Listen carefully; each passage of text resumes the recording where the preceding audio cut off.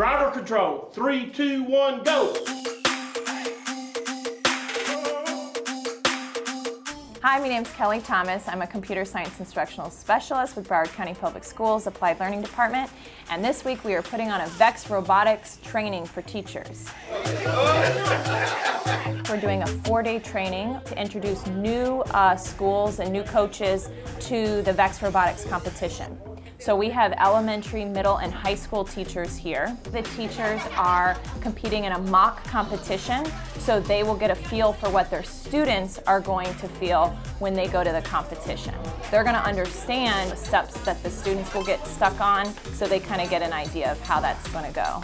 They're super competitive. There's one person, one of the trainings keeps saying, wait, they're changing the rules. We had teachers who actually went home after the training and would work to modify their robot even more because they're so into it and they're so excited about competing. We're trying to make a last-minute modification here. This has been a great networking opportunity.